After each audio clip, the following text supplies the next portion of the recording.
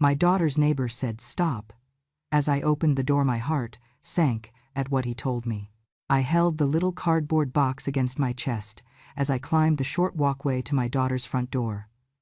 My name is Kayla Donovan, though Clara rarely says my name anymore. The cold stung my fingers, but the box felt warm in my hands, as if the memories inside it still carried heat. Clara's old wooden horse, the tiny stuffed duck she used to sleep with, and the beaded bracelet she made me in 2nd grade were wrapped inside.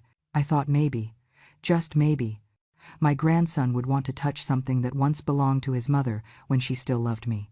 I knocked softly. I did not want to startle anyone, and, truth be told, I did not want to give Clara any reason to say I was aggressive or intrusive. The porch smelled like their new jasmine candle, and for a moment I let myself imagine Clara opening the door with a smile, asking why I did not come sooner. That fantasy shattered the moment the knob turned. Clara flung the door open as if to swat away a stray animal, her face twisted instantly, not with surprise but with disgust. "What are you doing here?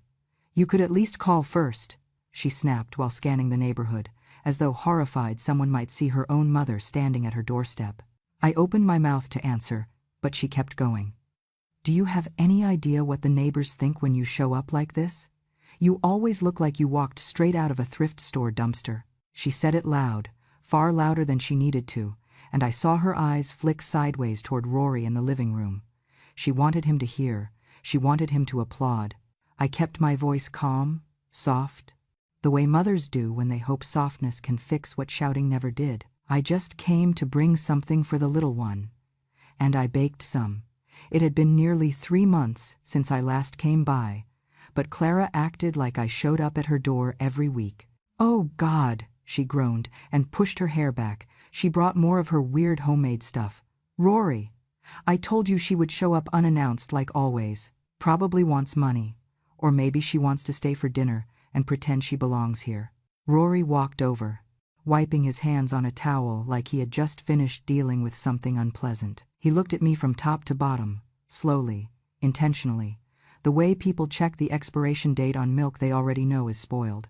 "You do not have anything better to do than ruin our weekend?" he said. "You know they have places for people your age. You could be somewhere with people who actually understand you. Why do you have to hang on to Clara like that?" I clutched the box a little tighter. "I did not come to stay. I wanted to see my grandson for a moment. I have something of Clara's I thought he might like." Clara scoffed. "You are not coming in. I do not want him influenced by your sad upbringing. You make everything look poor. You always have. You spent your whole life as a nothing nurse in a nothing hospital. And I am not letting my son grow up thinking failure is normal." I felt my jaw tremble but held it steady. "I was proud of my work," I whispered. "Well, we were not," Clara shot back. "Rory had to pick up the pieces after everything you put me through growing up. You are lucky he even lets you stand on this porch." Rory folded his arms. "That girl fought her way out of the nightmare you raised her in. Do not drag her down again." The box felt heavier. My arms ached from holding more than just cardboard. I looked past Clara into the hallway and heard a small burst of laughter echo down from the living room. My grandson, that sound alone held more love than anything his parents had given me in years. I took a step forward, instinctively drawn to it. Clara shifted sideways to block me. "Where do you think you are going?" I swallowed, breathed in through my nose, and reached for the door handle behind her. "Just to say hello. Just for a minute." Her hand shot out, but before she could grab my wrist, a voice cut sharply through the cold air from across the yard. "Ma'am, Kayla, stop, do not go in there yet." I froze. Clara jumped, startled. Rory muttered something like, "Oh, great, now the circus is here." I turned slowly and saw Mark, my daughter's neighbor, standing halfway across his lawn. He looked pale, shaken, and completely out of breath, as if he had run all the way over. He stared at me with a kind of urgency I did not understand. I felt heat crawl up my neck. God help me. I thought he was yelling because he saw Clara humiliating me and could not stand to watch it anymore. I thought maybe he was coming to scold her, or maybe to tell me I should not disturb them. Shame rose in my chest before I could stop it. "If you feel justice deserves celebration, Smash that hype button, let us keep stories like this alive, echoing far, far away. Your support helps us bring understanding and love to those who deserve it. Thank you so much, keep listening. But as Mark stepped closer, his eyes did not look angry. They looked worried, afraid, even. His voice lowered, trembling enough for me to hear something I had never heard from him before: alarm. "Kayla," he said again, quieter now, "please, do not go inside that house." Clara stiffened. Rory cursed under his breath. A chill wrapped around my spine, as if someone had just whispered a secret into my bones. I did not yet know what waited for me on the other side of that door, but something inside my chest tightened, low and deep. The kind of tightening that comes before a storm tears the roof off a house. I stood there, on Clara's porch, with Mark's voice still echoing in my ears. But as he backed away and Clara's glare bore into the side of my face, a part of me slipped backward farther than I wanted, deeper than I ever let myself go. It is strange how the mind does that. One sharp moment in the present can split open the past like a cracked glass jar, and every memory you tried to seal tight comes spilling out. Mine did, all at once. I was 18 when I first walked into the old county hospital wearing the crisp white uniform my mother had ironed the night before she died. I remember the fluorescent lights, the smell of bleach and hope mixed together, and the way the head nurse smiled at me because my hands did not shake when I held my first chart. I wanted a life where I could help people. I did not know that kindness could become a curse when given to the wrong ones. I met Clara's father, Thomas, in the cafeteria. He was handsome, charming, full of jokes that made even the sternest nurses blush. I mistook that charm for gentleness. I married him before I understood the truth. The drinking came first, then the gambling, then the bursts of rage when his luck ran out. When Clara was born, I thought maybe he would soften, maybe a tiny heartbeat could fix what addiction had broken. Instead, when she cried, he called her a reminder of everything I failed at. When I cried, he called me worse. I spent years working double shifts at the hospital to buy diapers and formula because our money disappeared in smoky back rooms and bars. I took care of strangers with fevers and broken bones while trying to come home early enough to keep Thomas from waking the baby with his screaming. I never succeeded. His voice almost always won. I still remember the night I decided to leave him. Clara was 3, small enough that her whole hand could wrap around just my thumb. He had thrown a chair across the room because dinner was cold. It landed inches from her. I saw death in that moment, not mine, but hers. I packed a bag while he slept off the rage on the couch. A neighbor drove me to a women's shelter. I cried the entire ride. But the person who hated me most for leaving him was not Thomas. It was Clara. Because Thomas told her every year, every holiday, every spare moment, that I had left him not to protect her, not to save us, but because I had grown tired of being a mother. "Your mom chose her job over her family," he would say, slurring his words just enough to make it believable.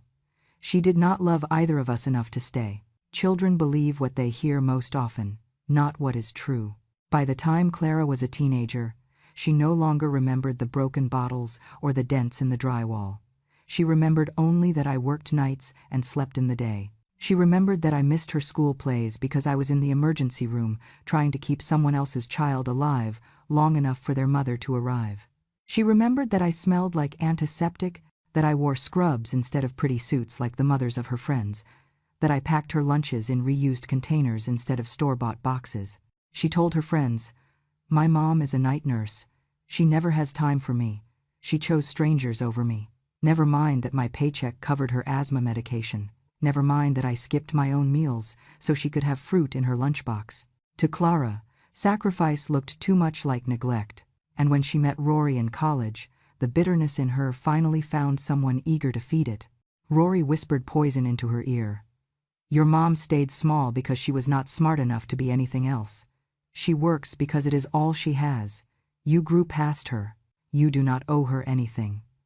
He encouraged her to resent me, to reinterpret every childhood disappointment through the lens of failure. He told her that successful people cut ties with anchors, and I became the anchor, dragging at her ankles no matter how hard I tried to lift her up. When I finally saved enough to buy a small house, the one Clara and Rory live in now, it was the proudest day of my life.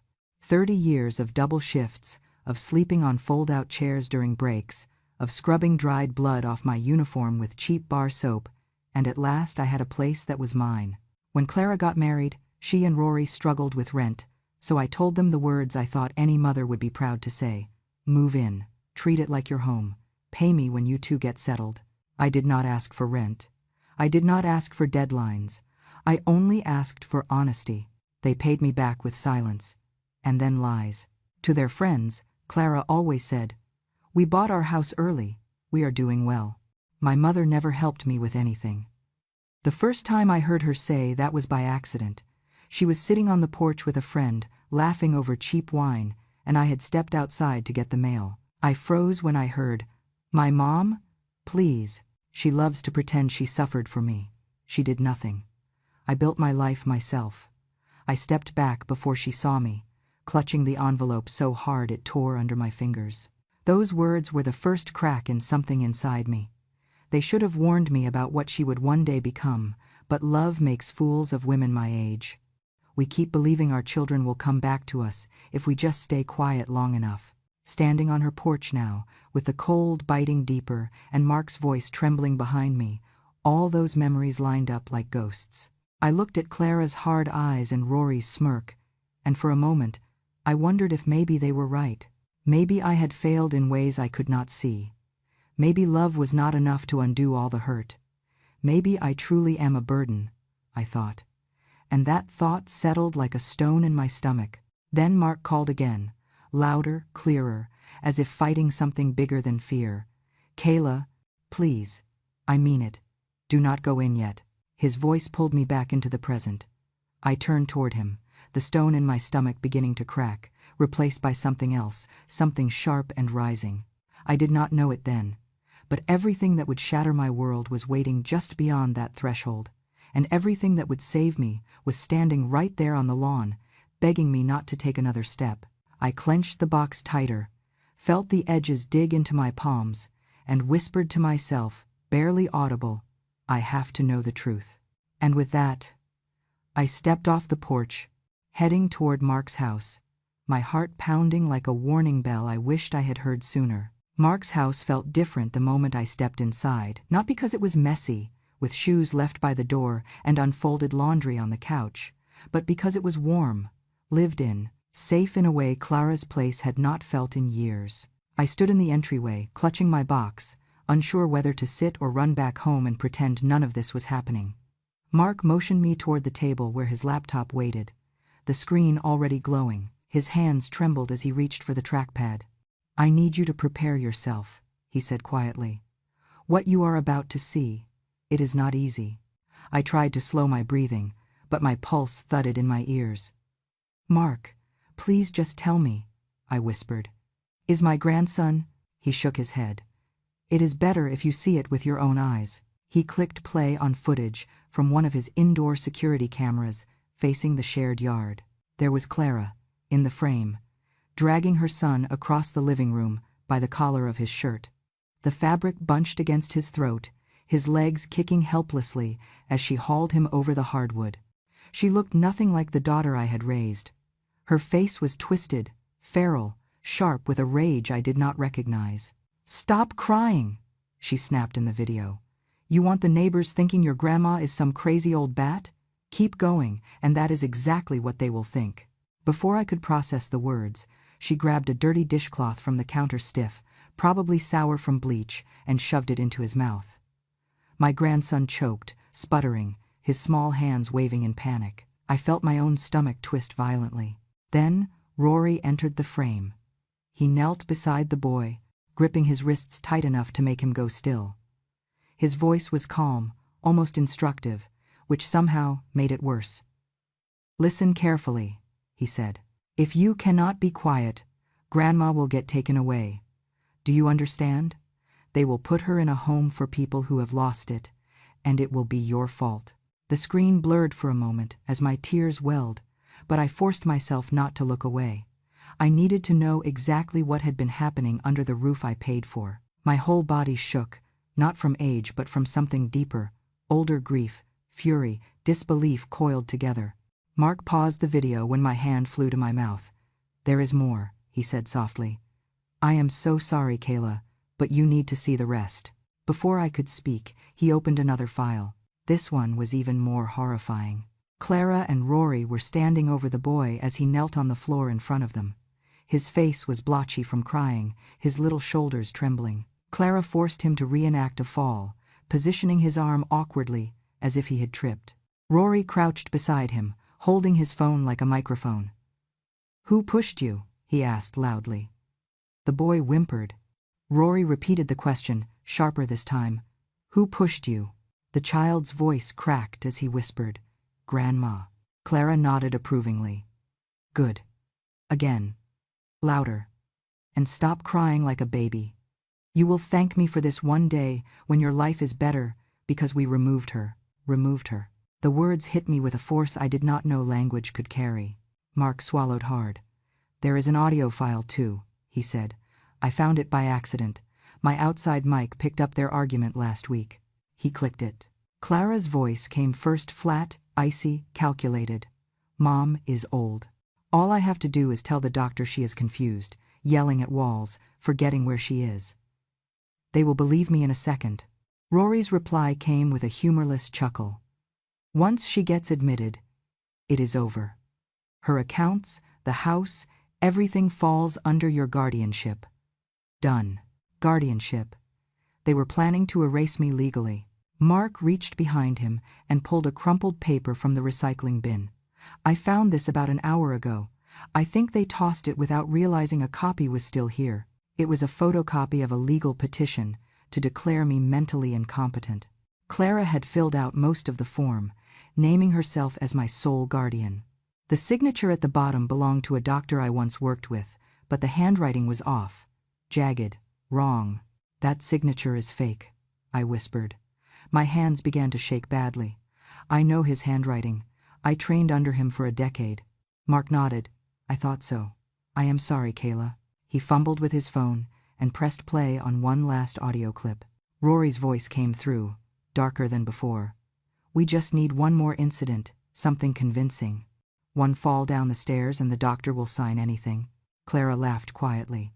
"I do not need her dead. I just need her silent." My stomach lurched. A cold sweat prickled the back of my neck. Silent. My own daughter wanted me removed like a piece of old furniture. Not dead, just erased. I felt something inside me crumble and then burn. "She is my daughter," I whispered. "My only child. I gave her everything I had. How could she do this to me?" Mark placed a gentle hand on my shoulder. "Because she thinks you have no one to defend you. But she is wrong. I believe you, Kayla. And I am on your side."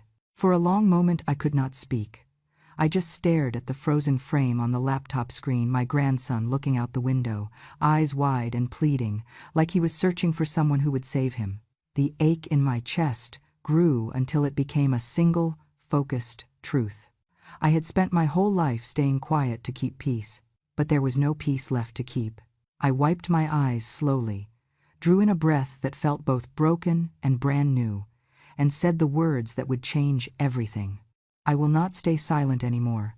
I sat at Mark's kitchen table long after the last video ended, staring at nothing while the world inside me rearranged itself. There is a particular kind of pain that comes when betrayal is not loud or sudden but slow and accumulated, built from years of tiny moments you dismissed, trusted, excused. I felt each one of those moments resurfacing now, sharp as broken glass. I remembered the first time Clara asked me about legal guardianship. It had been almost casual, tossed into a conversation over dinner as if she had just stumbled across the concept online. "Mom," she said, swirling her fork in her pasta, "did you know older people can get someone to manage their finances if they get confused? Like a safety net. It protects you from making mistakes."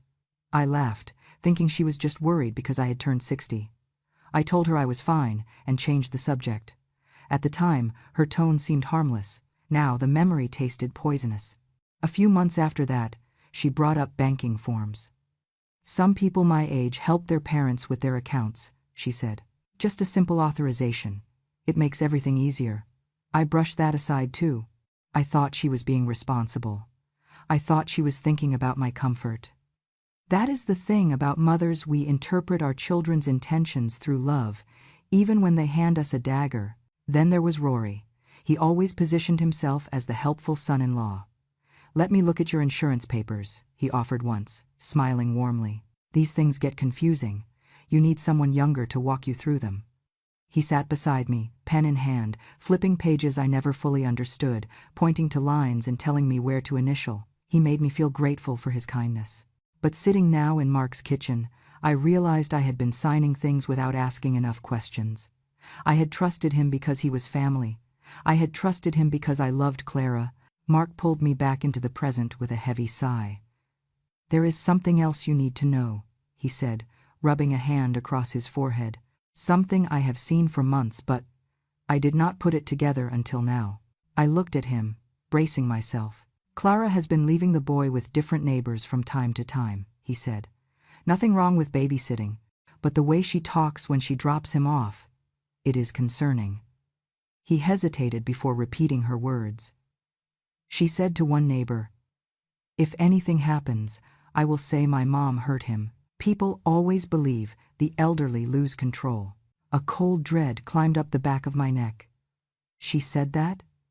I whispered.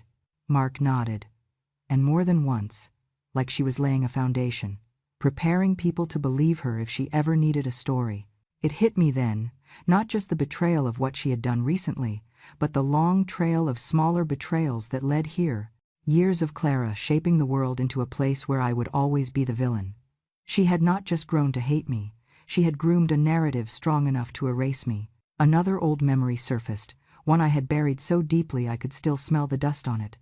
Clara was 17. We were standing in the kitchen after a long argument about her grades, her new boyfriend, and her refusal to come home before midnight. She had thrown her backpack at the wall, knocking down a picture frame. I told her I did not want her destroying the house because she was angry.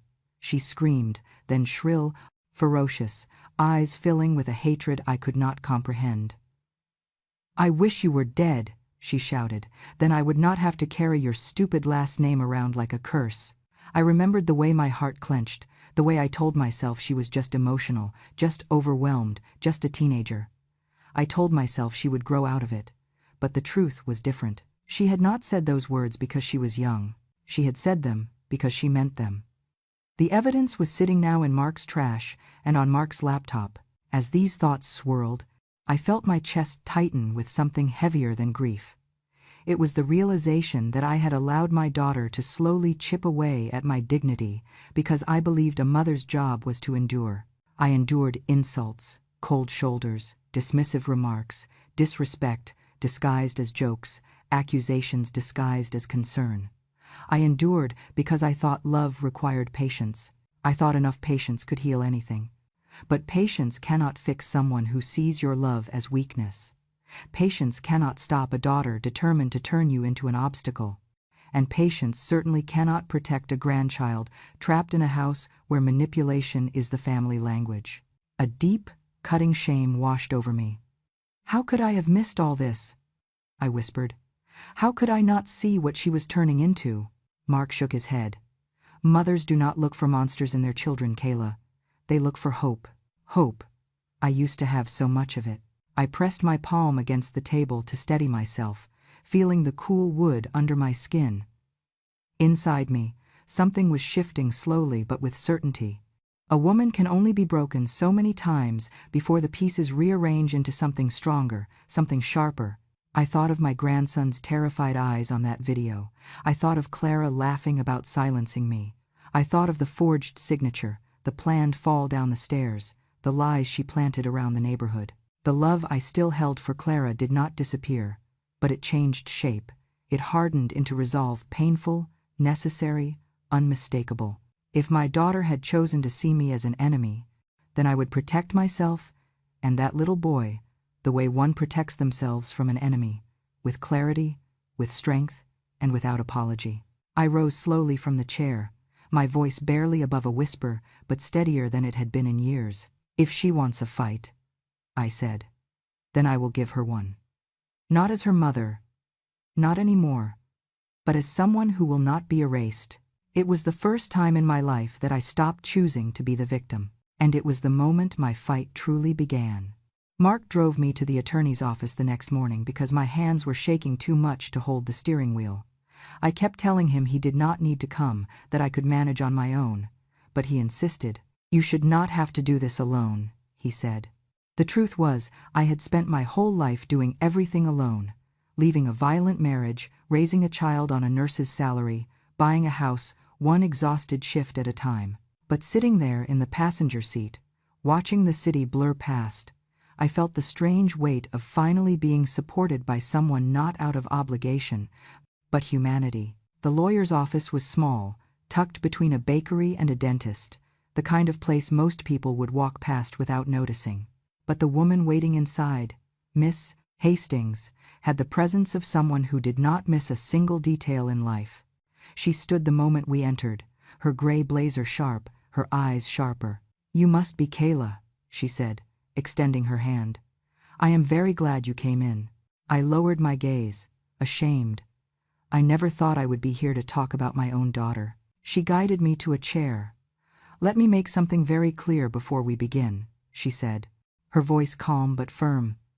"You are not taking your daughter to court. You are taking crimes to court. Abuse, fraud, endangerment. This is not about family. This is about safety." That sentence hit me hard, clean, precise, cutting away the guilt that had knotted itself in my chest. For the first time in days, I felt like I could inhale all the way. Mark helped me take out the laptop, the USB, the printed pages he had gathered from his recycling bin. Miss Hastings watched each piece of evidence with growing severity, her mouth pressed into a thin line. She wrote notes quickly, decisively.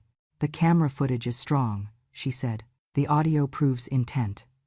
And this," she tapped the photocopied guardianship petition, "is felony-level forgery if we can locate the original.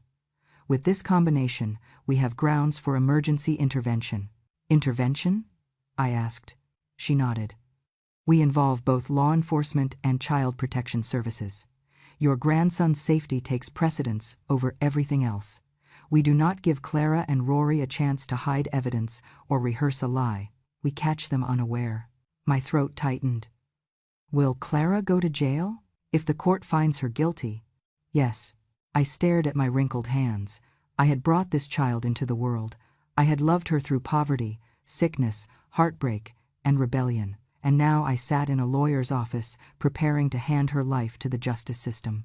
Mark placed a hand on my shoulder. "Kayla," he murmured, "your grandson needs you." That was enough. That was everything. The next call was the hardest, the call to Child Protective Services. My voice quivered as I introduced myself, but I forced every word through. "I am the grandmother," I said. I have video evidence of abuse. I need help." The agent's voice was kind but urgent, and when she said, "We are dispatching investigators," I felt something unclench in my chest. Not relief. Not yet, but possibility. Once the agency had the evidence, Miss Hastings coordinated with local police. The plan unfolded with frightening precision. Officers would wait nearby. CPS would accompany them. The goal? Catch Clara and Rory at home with the child present. Check for immediate danger, and seize any documents or devices connected to their scheme. Then came my part, my role in the trap. "You are the only one they trust," Miss Hastings said. "If you show up acting remorseful, confused, apologetic, they will reveal their hand. Predators always get careless when they believe victory is guaranteed." I grimaced. "You want me to pretend to be weak?" "To protect your grandson," she replied gently, "and to protect yourself." So I rehearsed the words I never imagined saying to my own flesh and blood. "I am sorry, Clara. I should not have come unannounced. Maybe we can talk about the future. Maybe I can update my will. Make sure you and Rory are taken care of." I practiced the tremble in my voice, the softened shoulders, the downcast eyes. I had played the role of the humble, apologetic mother all my life. This time it would serve a purpose. The plan was set for the next afternoon. When evening came, Mark dropped me home. We did not speak much in the car, and I appreciated his silence. It left space for the storm inside me. I sat on my couch long after he drove away, staring at the walls that had held so many quiet nights, so many prayers whispered without answers.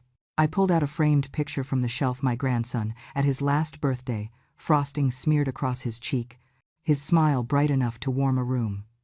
I traced the edge of the frame with my thumb. "Nana is coming for you," I whispered. "I will not let them hurt you again." But then my eyes drifted to Clara in the picture, her hand on her son's shoulder, her smile thin and forced. I remembered the baby she once was, the toddler who clung to my leg when thunder scared her, the girl who used to fall asleep on my chest, and I felt a messy, sorrowful ache tear through me. "Tomorrow," I said aloud into the empty room, "my daughter may never forgive me. She may hate me forever." I closed my eyes and let the truth settle. But she drove me here. She chose this path. I set the picture down, wiped my face, and folded my trembling hands in my lap. "Whatever happens," I whispered into the quiet, "it ends tomorrow." And for the first time in my life, I felt the fire of protecting myself burn just as fiercely as the fire of protecting someone I loved. I held the container of banana bread in both hands as I walked up Clara's porch steps, doing my best to let my shoulders slump and my gaze soften. Every inch of me felt tense, rehearsed, wrong. I had spent decades trying to appear strong for my daughter, but now strength would only warn her. Today, I needed to look small, harmless, exactly what she believed me to be. I knocked once, gentle enough to seem apologetic, but firm enough that she would hear. She opened the door, with an expression that could curdle milk. "Oh, for God's sake," she groaned. "Mom, really? You had to come ruin our weekend again?" I mustered the weakest smile I could manage. "I brought some bread I baked. I thought maybe we could talk for a moment." She exhaled through her nose sharply, like she had to force oxygen past her irritation. "Fine, come in, but do not stay long. We have things to do." I stepped into the house, feeling the air tighten around me.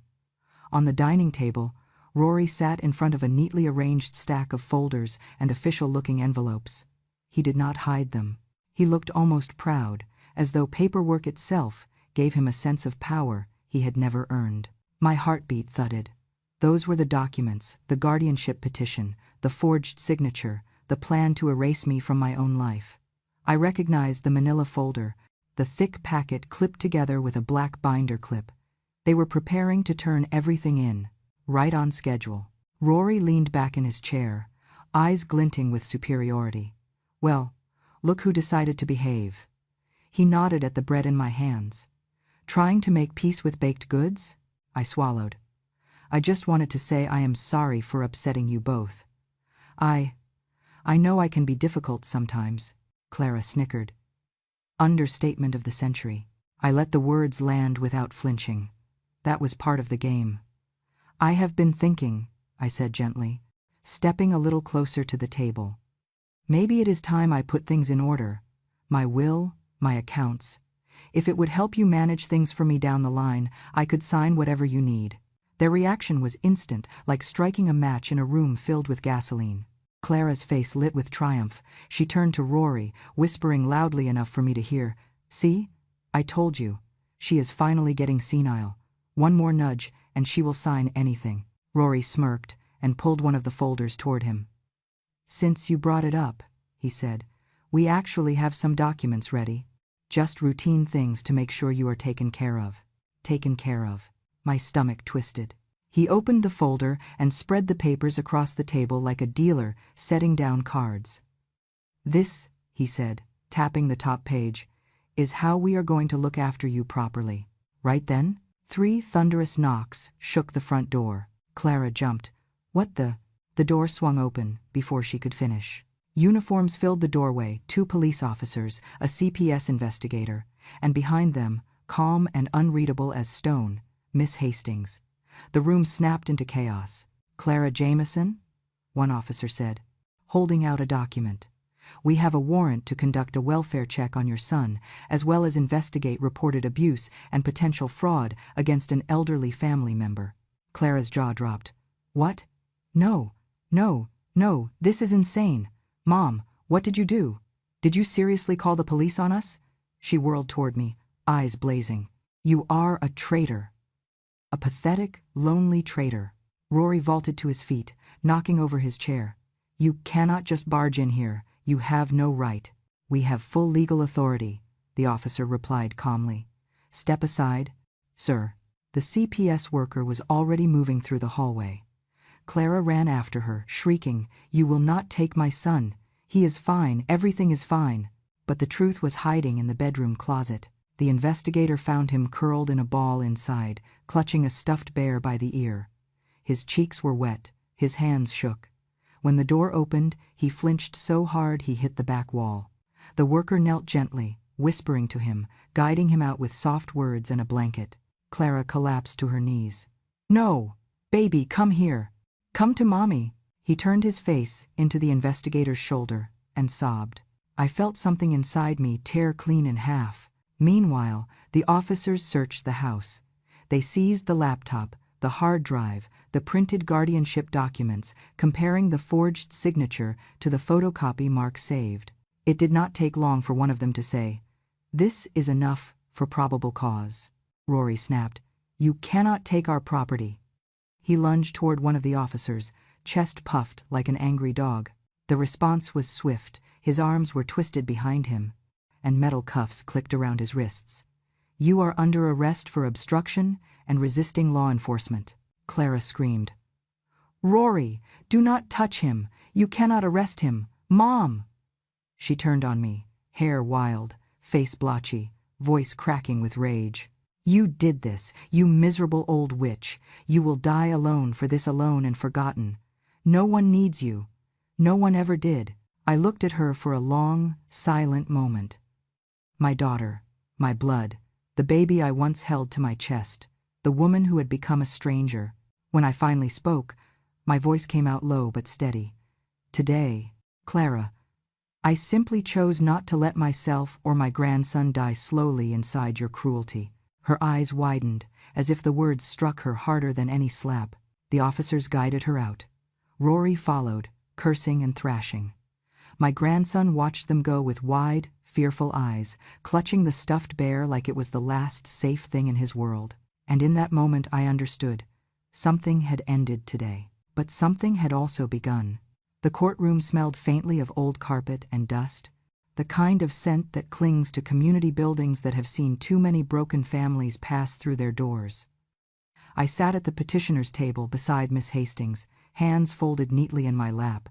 My grandson sat in a quiet room down the hall with a child advocate, safe, supervised, away from the storm that was about to unfold. Behind me, neighbors filled the benches. Some I recognized, others I had only waved to in passing. But they were all here because the truth had traveled fast, and cruelty, especially cruelty toward a child, had no defenders left in this neighborhood. Clara entered first, escorted by her attorney. She wore a pale blue blouse that made her look softened, vulnerable. Rory came next in shackles until the officer removed them for the hearing. Neither of them looked at me. Clara kept her gaze down, rehearsing her tremble. Rory stared straight ahead as if daring the judge to challenge him. Judge Morales entered, calm and unreadable, and the through line of an entire life's betrayal tightened in my chest. The prosecution started with the footage. The moment the screen lit with the image of my grandson being dragged across the hardwood floor, the room changed. The air thickened. Someone behind me gasped. Clara hunched in her seat, her knuckles whitening, but she held her expression carefully. She was saving her performance for her turn. Then came the video of the staged fall, my grandson choking out the word "grandma" under fear rather than truth. The courtroom felt colder after that, as though walls themselves recoiled. Next, the audio. Hearing Clara's voice echo across the speakers, all I have to do is say my mom is confused, and they'll believe me, felt like being stabbed with a frozen blade. I did not cry. I could not. My body had already wept itself empty over these words. When the forged petition appeared on the projector, Judge Morales leaned forward. "Miss Jameson," she said, her voice sharper than before, "are you aware this doctor reported his signature stolen 6 months ago in a separate case?" Clara's lips parted just an inch. "Your Honor, my mother is. She has been having mental episodes. She forgets things. She invents things. This is all part of—" The judge held up a hand. "We'll get to your statement shortly. Next came Mark. He stood firm, though I saw the nerves in his jawline. "For months," he said, "I have heard shouting, hitting sounds, things breaking. I've heard that little boy cry in a way that didn't sound like a tantrum. It sounded like fear." He paused, voice tightening. "And Kayla, she's the one who organized the fundraiser to buy my camera system. If not for her, we wouldn't have evidence today." He returned to his seat, and I felt the weight of gratitude settle between us. Finally, Judge Morales turned to me. "Miss Kayla," she said gently, "would you like to make a statement?" I rose slowly. My knees creaked, but my voice did not. "I never wanted to stand in court against my child," I began. "I carried her, fed her, worked nights so she could have what I never had. I thought my sacrifice meant something. I thought love would be enough." Clara shifted uncomfortably, her mask beginning to slip. "But when love becomes a weapon," I continued, "when someone uses your age, your trust, your silence as tools to break you, that is no longer family. That is harm." I looked the judge in the eye. "I am not here to punish my daughter. I am here to protect a child who had no voice, and to protect myself from disappearing into the lies she built." My lawyer gave a small nod. The judge's gaze softened. Clara jumped to her feet as the judge invited her to speak. She put a hand dramatically to her chest. "My mother is mentally unstable," she said, playing desperation like a violin. "She resents my success. She imagined the whole thing and manipulated our neighbor's footage." But the judge wasn't looking at Clara anymore. She was looking at the screen, still frozen on my grandson's tear-streaked face. "Enough," Judge Morales said sharply. "Sit down." Clara did. The verdict came faster than anyone expected.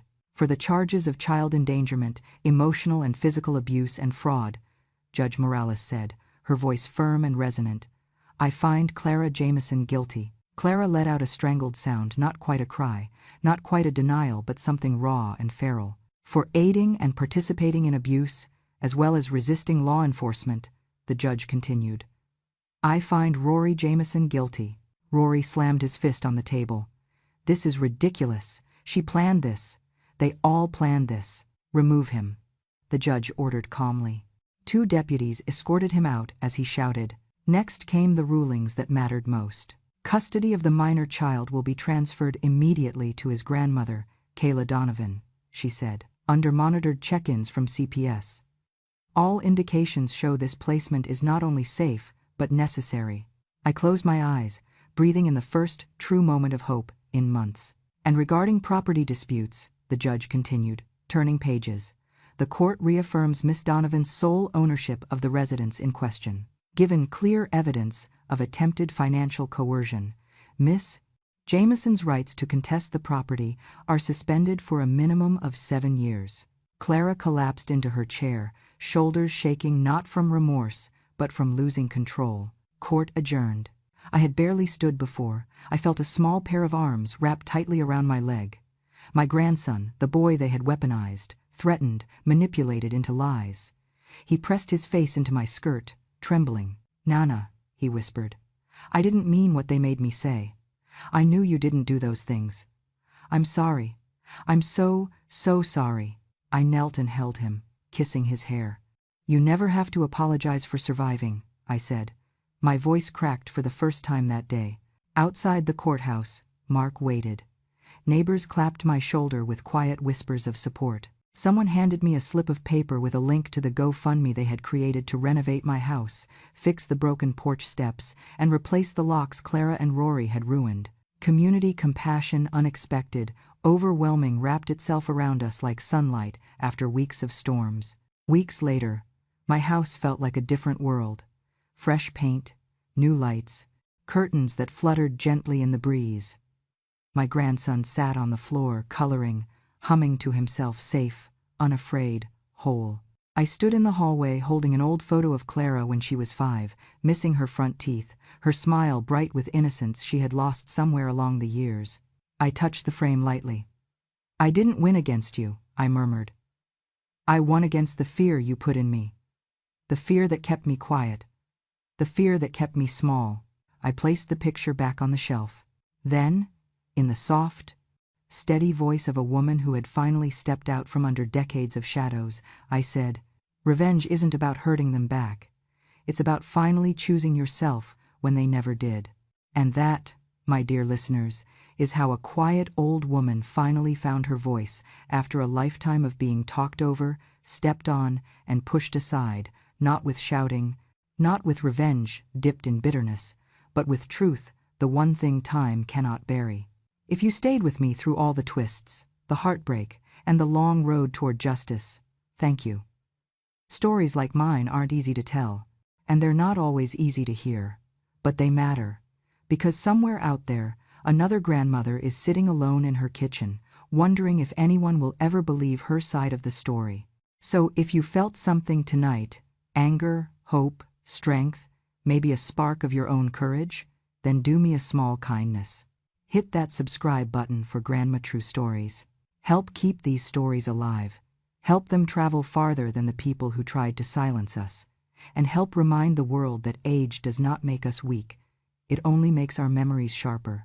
Thank you for listening, sweetheart. I'll be waiting for you in the next story.